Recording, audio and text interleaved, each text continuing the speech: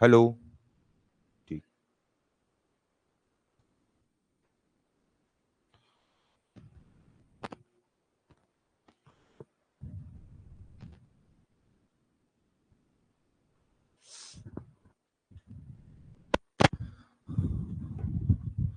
तो देखो, भाग 3 मूल अधिकार है ना।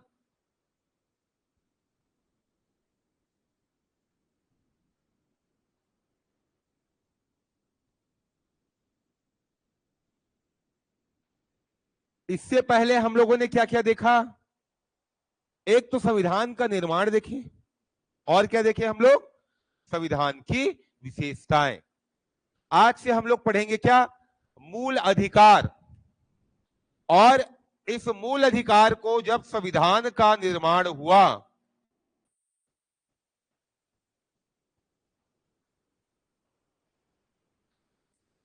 तब से ही लिया गया है ना। मतलब जब जिस दिन से लागू हुआ उसी दिन से मूल अधिकार भारत के नागरिकों को दिया गया है, पहले दिन से ही। और इसका उल्लेख किया गया है संविधान में अनुच्छेद 12 से लेकर 35 अनुच्छेद तक। ठीक है। तो इससे हम क्या समझते हैं मूल अधिकार से?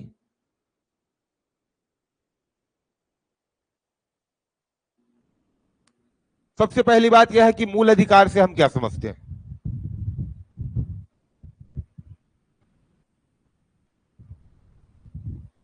मूल अधिकार से क्या समझते हो?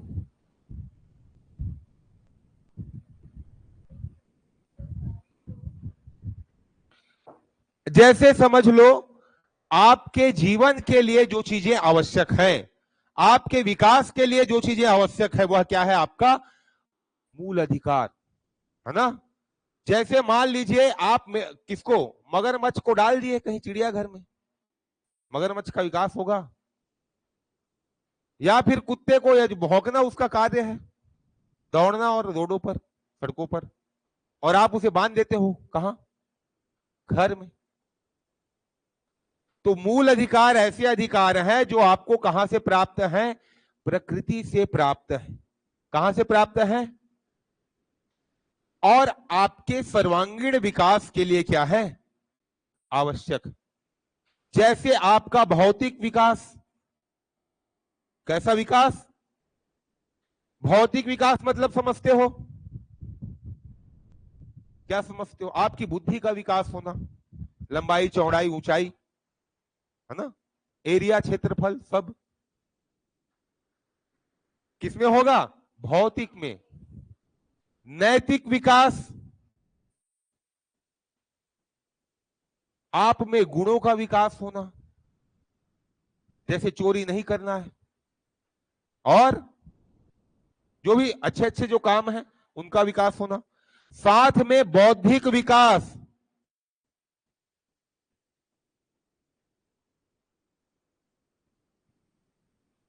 और आध्यात्मिक विकास। और इन सब को मिलाकर हम क्या कह देते हैं? आजकल शासन में आता है सर्वांगीण विकास। क्या आता है? ठीक है। तो व्यक्ति के सभी प्रकार के विकास के लिए जो जरूरी है, आवश्यक है, वही क्या है? मूल अधिकार। ठीक है। तो मूल अधिकार की परिभाषा लिखोगे, ऐसे अधिकार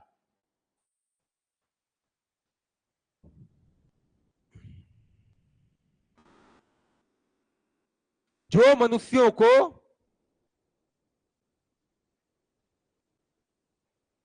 नैसर्गिक रूप से प्राप्त है।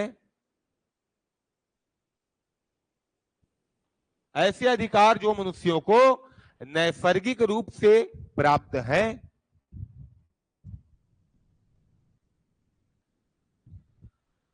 तथा व्यक्ति के भौतिक, नैतिक, बौद्धिक और आध्यात्मिक, व्यक्ति के भौतिक, नैतिक, बौद्धिक और आध्यात्मिक, ये चार।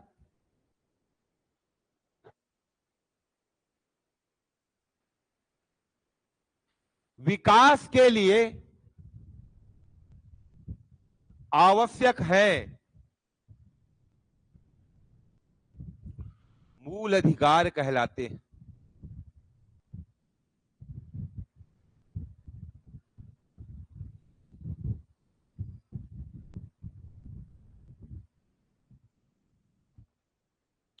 तो देखो, विश्व में मूल अधिकार को परिचित कराने वाला देश है अमेरिका। कौन कराता है? अमेरिका। क्योंकि अमेरिका का संविधान जब लागू होता है तो वह सबसे पहले मूल अधिकारों को अपने संविधान में समाविष्ट करता है। ठीक है। अब आप यह जानते हैं कि सन 1939 से लेकर 1945 तक क्या होता है? क्या होता है? द्वितीय विश्व युद्ध होता है। और 1945 में देखते हैं कि हम लोग 2 वर्ल्ड वार झेल लिए, तीसरा वर्ल्ड वार नहीं कर पाएंगे। तो एक संस्था का गठन होता है 1945 में, जिसका नाम है यूएन या संयुक्त राष्ट्र।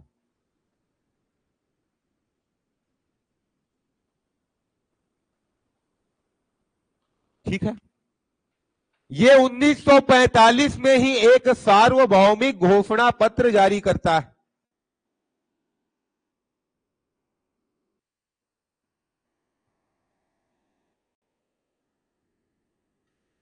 अब आप जानते हैं कि संयुक्त राष्ट्र संघ की जो स्थापना हुई उसमें सबसे ज्यादा योगदान किसका था?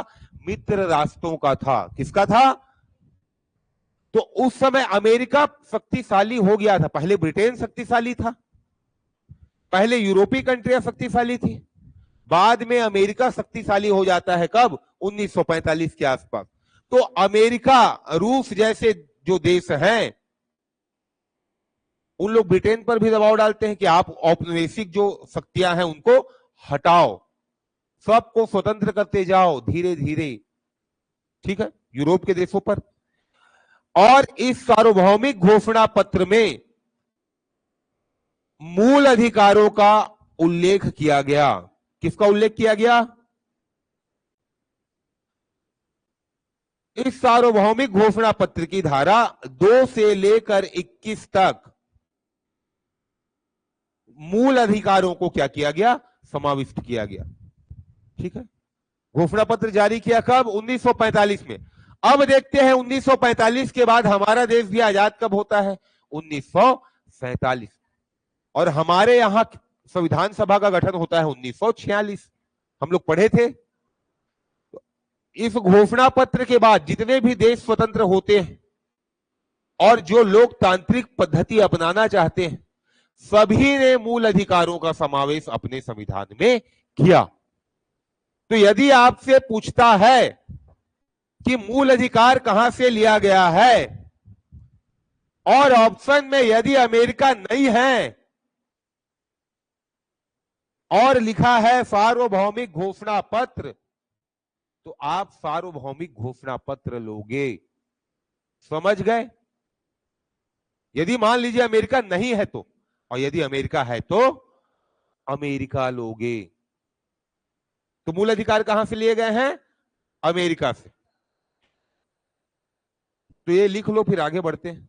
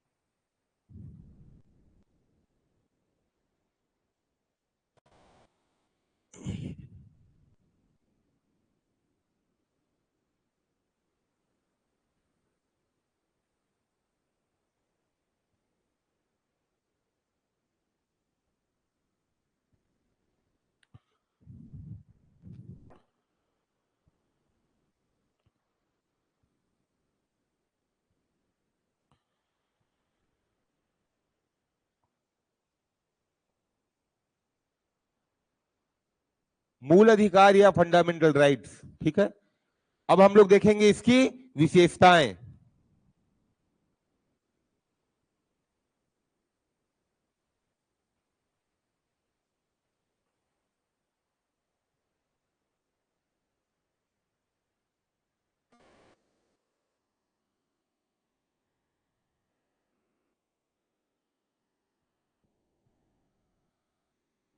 हो गया, लिख लिए?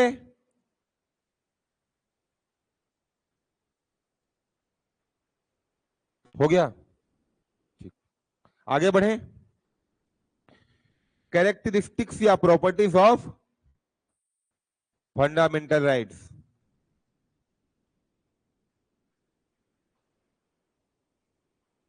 तो देखो, सबसे पहले हम लोग बोलते हैं ये क्या है?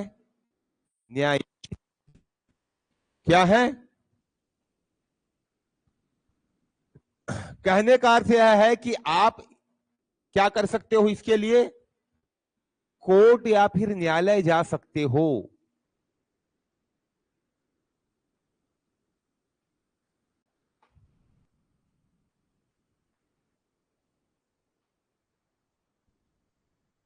ठीक है, कहां जा सकते हो? कोर्ट या न्यायालय। यदि आपका मूल अधिकार आपसे छीना जाता है तो कहां जा सकते हो आप? कोर्ट जा सकते हो। दूसरा बोलते हैं हम लोग वाद योग्य है। वाद योग्य कहने का अर्थ यह है कि संसद और न्यायालय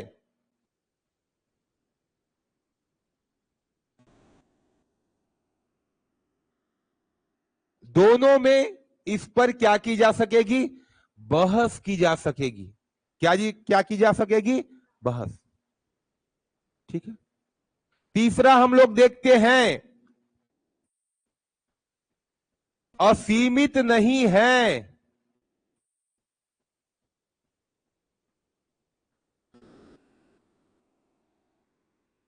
क्या नहीं है? असीमित नहीं है। कहने का अर्थ यह है कि न्यायालय, ऐसा नहीं है कि आपको मूल अधिकार मिल गया मतलब पूर्णतः आप स्वतंत्र हो गए। जैसे स्वतंत्रता का अधिकार मिल गया है ना, तो स्वतंत्रता का अधिकार भी कुछ मायने में क्या है? प्रतिबंध उस पर आरोपित होता है। तो जो भी मूल अधिकार हैं उन पर क्या आरोपित है? प्रतिबंध आरोपित है। समझ रहे हो? जैसे आपको धार्मिक स्वतंत्रता मिल गई, अब आप धार्मिक स्वतंत्रता के अंतर्गत क्या कर सकते हैं? हवन कर सकते हैं।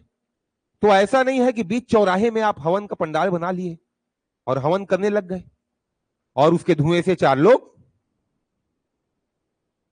है ना? तो भाई आपको लोक व्यवस्था को देखना है वहां पर, ठीक है, स्वास्थ्य को देखना है। तो ऐसे ऐसे कुछ प्रतिबंध वहां पर आरोपित किए गए। साथ में संशोधनीय या अमेंडेबल है। संशोधनीय कहने का अर्थ यह है कि संसद मूल अधिकार में भी क्या कर सकती है? परिवर्तन कर सकती है, या उस पर क्या कर सकती है? संशोधन कर सकती है। ठीक है।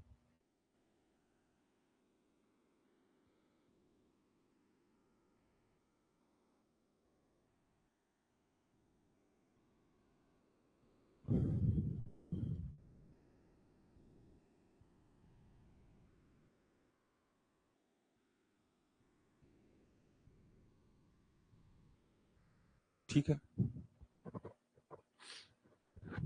साथ में इसके कुछ कुछ अपवाद भी हैं।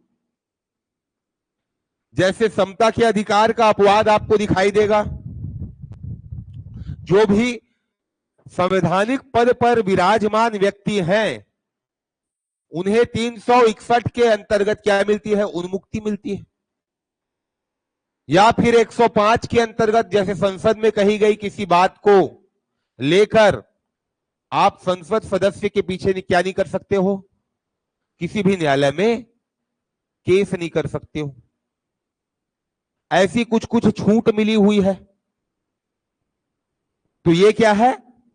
समता का अपवाद है। तो कुछ कुछ अपवाद आपको दिखाई देगा, है ना?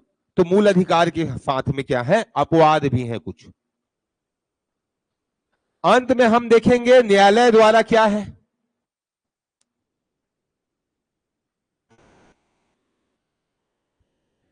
प्रवर्तनीय है।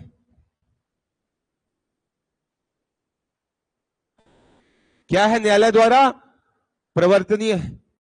कहने का अर्थ यह है कि आपको लग रहा है कि ये वाला मौलिक अधिकार मेरे को नहीं मिल रहा है, तो न्यायालय उसे क्या कराएगा, प्रभावी कराएगा। मान लीजिए कोई राज्य ऐसा कर रहा है कि आपको किसी भी एक प्रकार के मूल अधिकार से वंचित करने की कोशिश कर रहा है,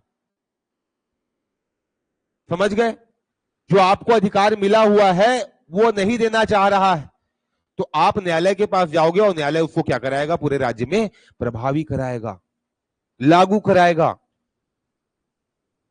ठीक है। कुछ नकारात्मक,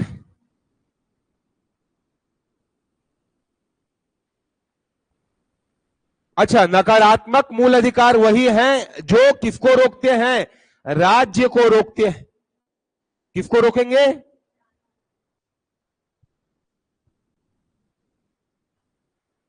ठीक है।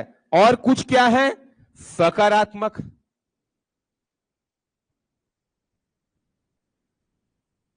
कुछ निगेटिव है तो कुछ पॉजिटिव है।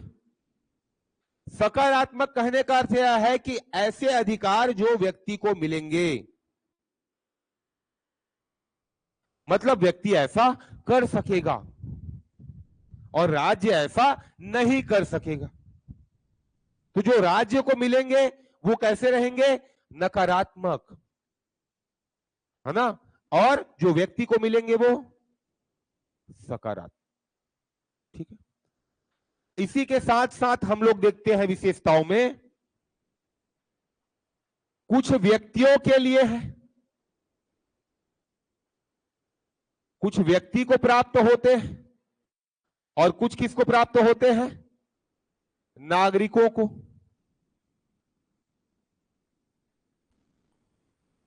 तो याद रखोगे 15, 16, 19, 29 और 30, साथ में 22 का भाग 1। कौन सा भाग, 1। 22 में 2 भाग हैं, 1 और 2। तो 22 का भाग 1, 15, 16, 19, 29, 30, ये जो अधिकार है किसको प्राप्त होते हैं, नागरिकों को। नागरिकों को कहने का अर्थ यह है कि उसमें विदेशी सम्मिलित नहीं है, समझ गए। उसमें कौन है, केवल जिसे भारत की नागरिकता प्राप्त है ना। बाकी जो मौलिक अधिकार है वो किनको प्राप्त है, व्यक्ति को प्राप्त है। व्यक्ति में नागरिक के साथ साथ विदेशी भी सम्मिलित है। कौन सम्मिलित है, विदेशी और साथ साथ नागरिक। जैसे कोई विदेशी आया, मान लीजिए 1 साल से रहने लग गया, है ना, वीजा पर आया है 1 साल के लिए, रहने लग गया। अब 1 साल रह लिया, बोले कि मैं भारत, मेरे को वो वाला अधिकार दे दो, तो ऐसा नहीं, उसे जब तक नागरिकता नहीं मिलेगी तब तक कौन सा अधिकार मिलेगा, जो बाकी अधिकार हैं वही मिलेंगे, ये वाले अधिकार प्राप्त नहीं। ठीक। तो ये हम लोग देख लेंगे विशेषताएं, तो इसको लिख लो, फिर आगे बढ़ते हैं।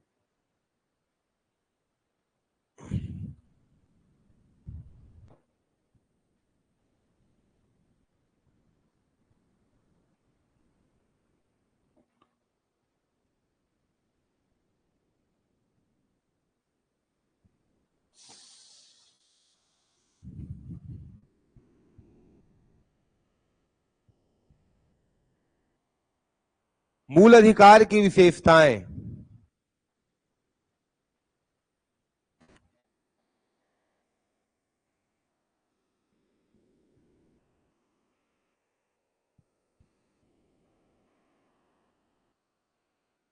बड़ा करना है, हाँ बताओ बेटा।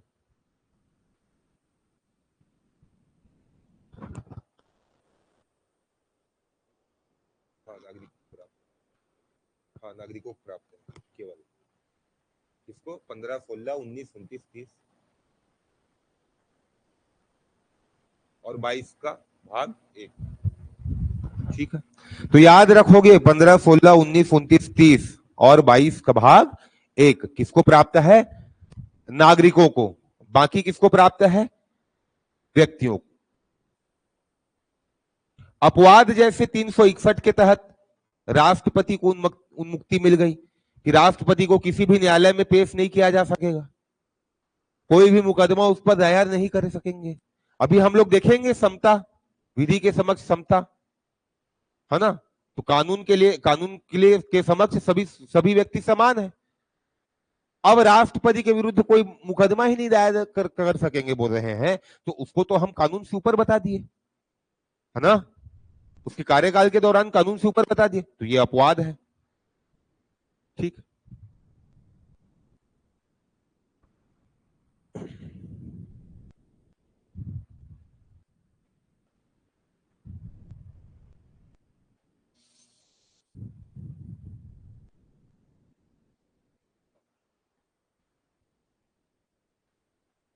अनुच्छेद 361 लिख लेना। ठीक है, अनुच्छेद 105,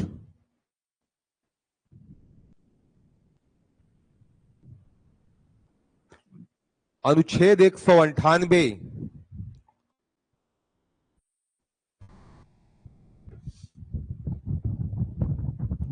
ऐसे कुछ कुछ अनुच्छेद हैं जो अपवाद है।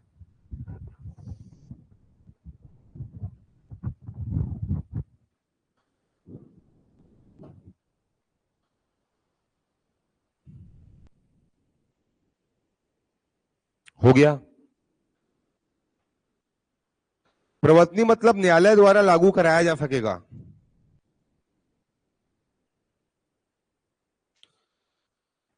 जैसे इसी से संबंधित एक पार्ट आता है हमारा राज्य के नीति निर्देशक तत्व, इसके बाद आता है वो राज्यों को हम लोग देते हैं, कुछ व्यक्तियों को भी प्राप्त होते हैं। किसको प्राप्त होते हैं? व्यक्तियों को। लेकिन वहां पर जो व्यक्तियों को अधिकार प्राप्त होते हैं उनके लिए आप कोर्ट नहीं जा सकते। समझ रहे हो? यदि वहां पर आपको अधिकार नहीं मिल रहा है तो आप उसके विरुद्ध कहां नहीं जा सकोगे? कोर्ट नहीं जा सकोगे। लेकिन ये वाले यदि मूल अधिकार से संबंधित अनुच्छेद से आपका कुछ हनन होता है मूल अधिकारों का, तो आप जा सकते हो कोर्ट। ठीक, आगे बढ़े।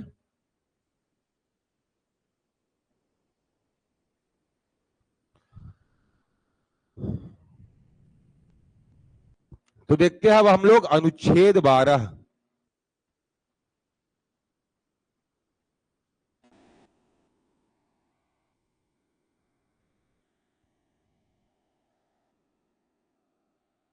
देखो हमारे देश में कितने प्रकार की सरकारें चलती हैं? मैंने बताया था आप लोगों को विशेषताएं में 3 प्रकार की सरकारें चलती हैं।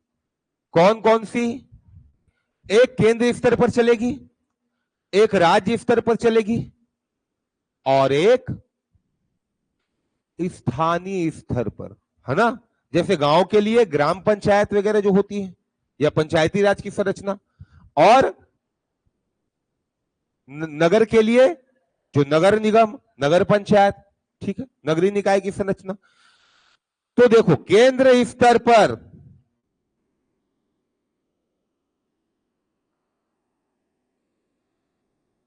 स्थायी और अस्थायी,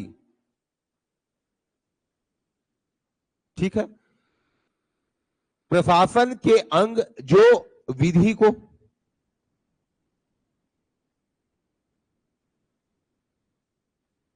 या फिर प्रशासन के जितने भी अंग हैं, कितने अंग बताया था मैंने प्रशासन के? 3 अंग बताया था। एक विधायिका,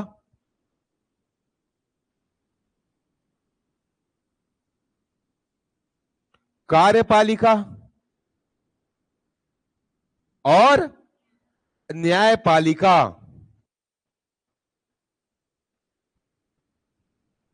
ठीक है, इसको स्थायी और अस्थायी रूप से प्रभावित करने वाले सरकार।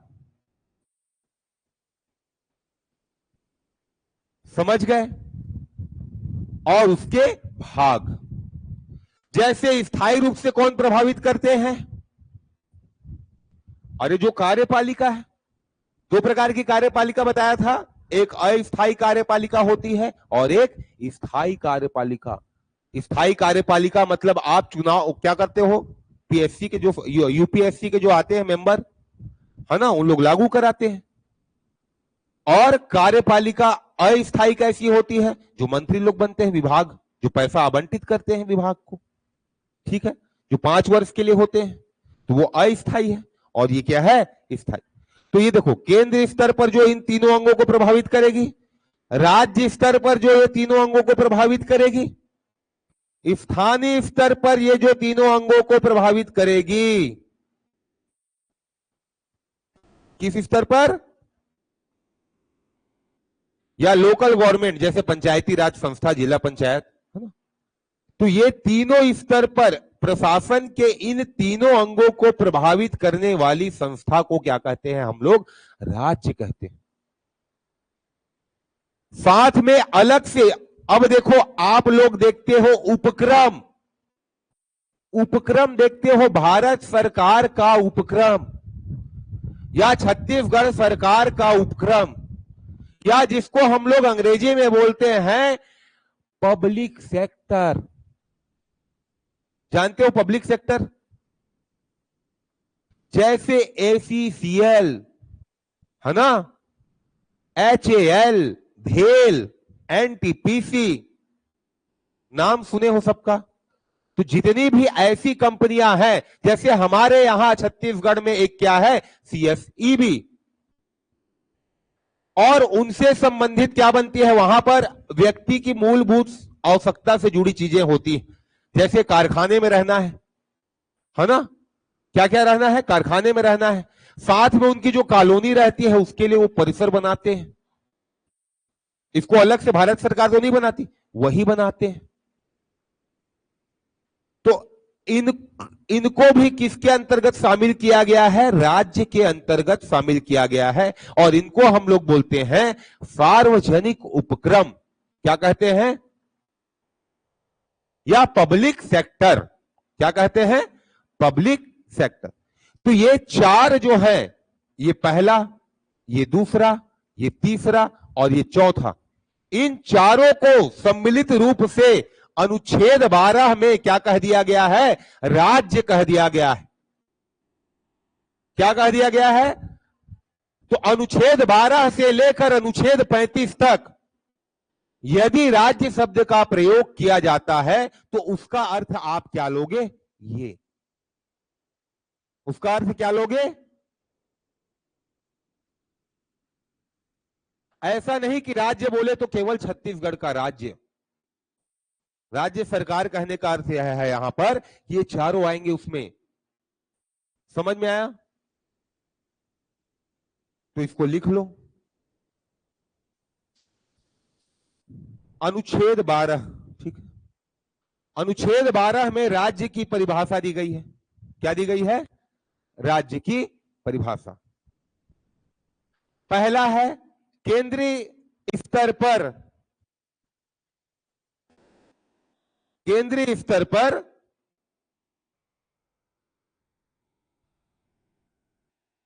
विधायी अंगों को प्रभावित करने वाली संस्थाएं।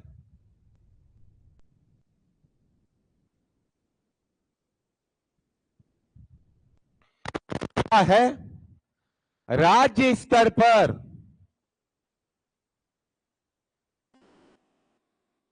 दूसरा है राज्य स्तर पर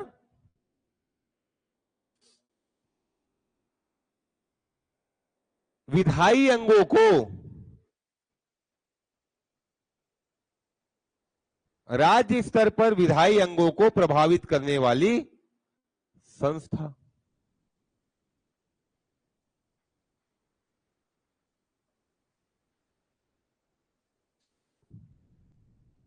तीसरा है स्थानीय स्तर पर विधायी अंगों को प्रभावित करने वाली संस्था।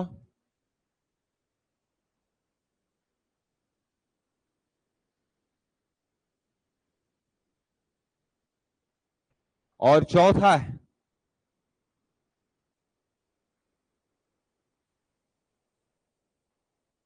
ऐसी संस्थाएं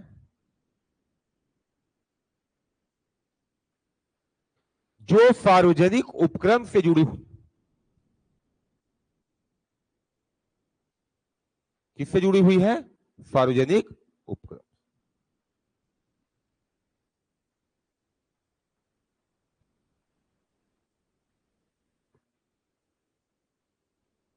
या ऐसी कंपनियां, लिखो, ऐसी कंपनियां जो व्यक्ति की मूल आवश्यकताओं से जुड़ी होती है।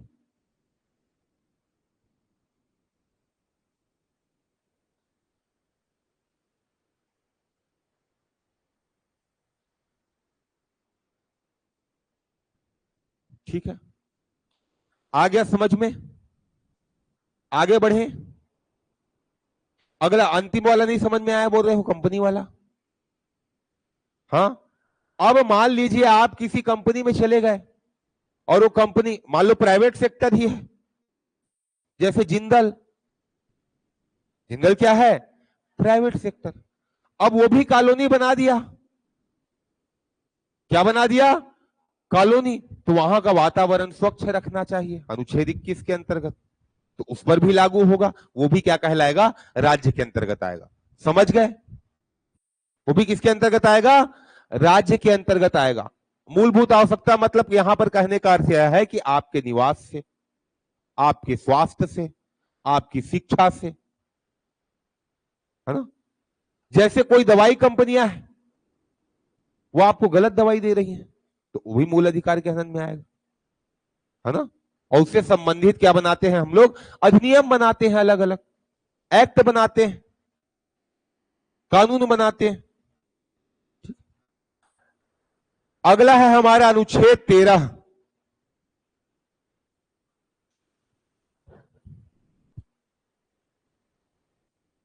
अगला क्या है हमारा? अनुच्छेद 13।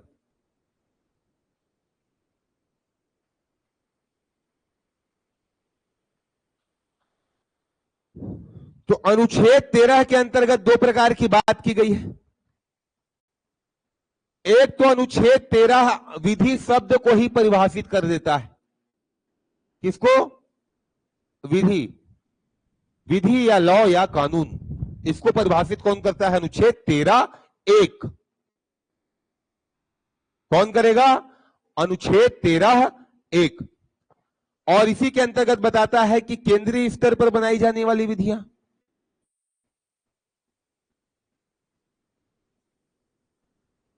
ठीक है, केंद्रीय और राज्य स्तर पर जो स्थायी विधियां हैं। कैसी विधियां हैं? स्थायी।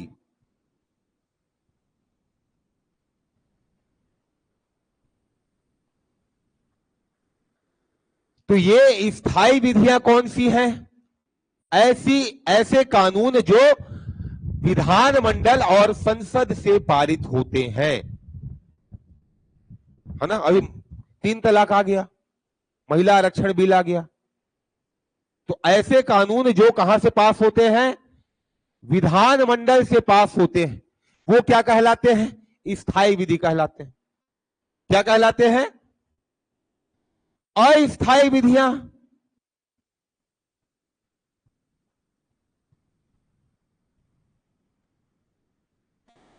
तो अस्थायी विधियों के अंतर्गत क्या आ जाएगा? जो कार्यकारी आदेश हैं और साथ साथ अध्यादेश।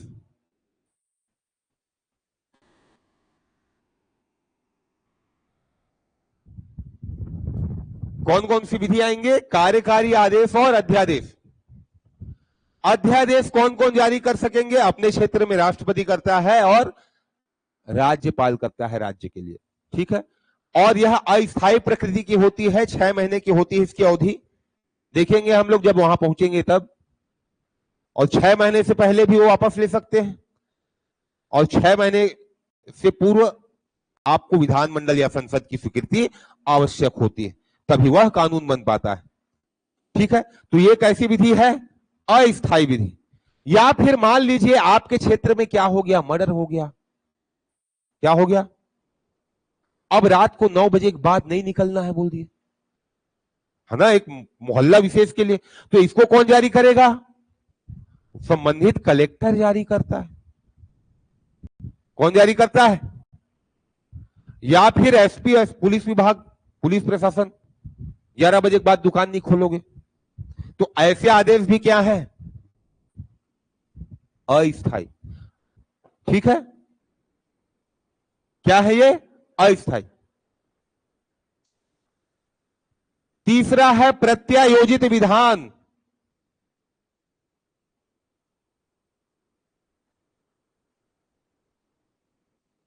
विधान यहां पर हम लोग ले सकते हैं कानून, और प्रत्यायोजित का अर्थ होता है अपने कार्य को दूसरे व्यक्ति को सौंपना।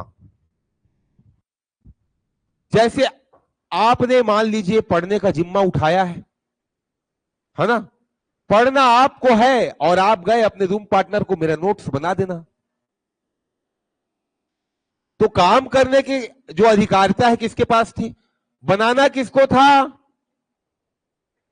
अरे बनाना किसको था, पढ़ने वाले को, लेकिन बनाया कौन, और दूसरा पता चल रहा है वो बेचारा काम में जाता है, मैं आज नहीं लिख पा रहा हूं, तू मेरा नोट्स बना दे, है ना। तो ये क्या कहलाता है, प्रत्यायोजित विधान।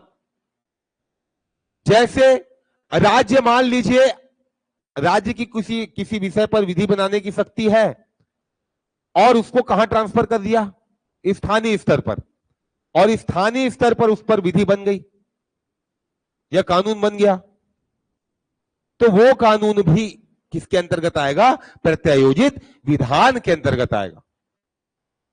समझ गए, प्रत्यायोजन या डेलीगेशन जिसे बोलते हैं हम लोग इंग्लिश में।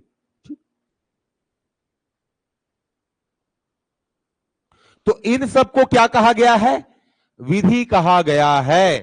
क्या कहा गया है, विधि। 13(2) जो है ये न्यायिक पुनर्विलोकन से जुड़ता है। किससे जुड़ता है,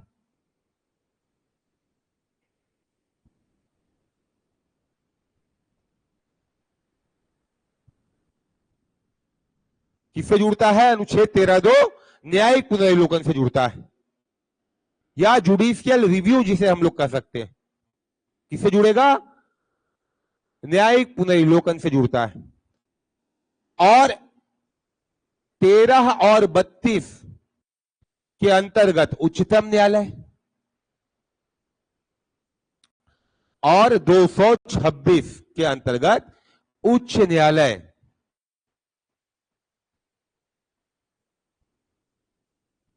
यदि संविधान से अलग कोई विधि बनती है तो उसे क्या घोषित कर सकते हैं, असंवैधानिक घोषित कर सकते हैं। तो 19(2) किससे जुड़ेगा, न्यायिक समीक्षा से जुड़ेगा। मतलब जो भी आप कानून बनाओगे, संसद में पारित करोगे, विधानमंडल में पारित करोगे, या फिर मान लीजिए, अच्छा चौथा यहां पर एक और याद रखोगे, परंपरा। चौथा क्या है, परंपरा। जैसे रूढ़ी, कोई रूढ़ी है, चल रही है, चले आ रही है, वो वाले मंदिर में महिलाओं का प्रवेश वर्जित है, तो वो भी किसका दम रखती है, कानून का दम रखती है, जिसको समाज लागू करता है ना। अब यदि मान लीजिए समानता का अधिकार का हनन हो रहा है, उस पे हो रहा है ना, तो वो भी किसके अंतर्गत आएगा, विधि के अंतर्गत आएगा। रूढ़ी, लोक रीति या जन रीति जिसे बोलते हैं हम लोग, ठीक है, जो कानून क्या रखती है, अर्थ रखती है या विधि रखती है। होता है ना, आने कास्ट में बिहाव मत करबे, नहीं तो तोला समाज ले निकाल देबो, या फिर समाज से जात ले बाहर हो गया, है ना। तो ये क्या है, कानून का क्या रखती है, ये अर्थ रखती है, इसलिए इसको भी किसके अंतर्गत शामिल किया जाता है, विधि के अंतर्गत। समझ गए।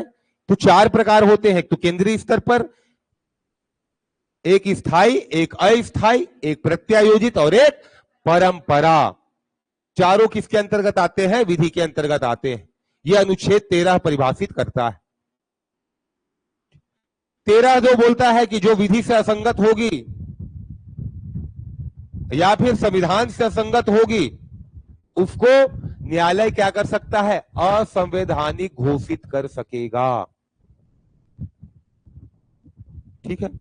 और इसी 13(2) के अंतर्गत हम लोग दो प्रकार से न्यायिक समीक्षा कर सकते हैं। एक संविधान से पूर्व वाली विधि पर और एक संविधान के लागू होने के बाद वाली विधियों पर। समझ गए क्या बोल रहा हूं मैं? एक संविधान के लागू होने से पहले के कानून, जैसे अभी चल रहा था भारतीय दंड संहिता, इंडियन पेनल कोड, आईपीसी, है ना? कब से चल रहा था वो? 1861 से चल रहा था। तो वो भाई संविधान से पहले की विधि हुई ना, पहले का कानून हुआ।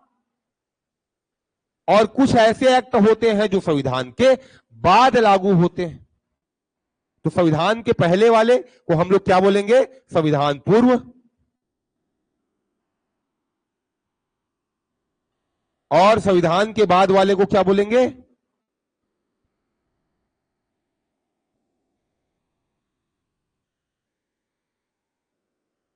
ठीक है।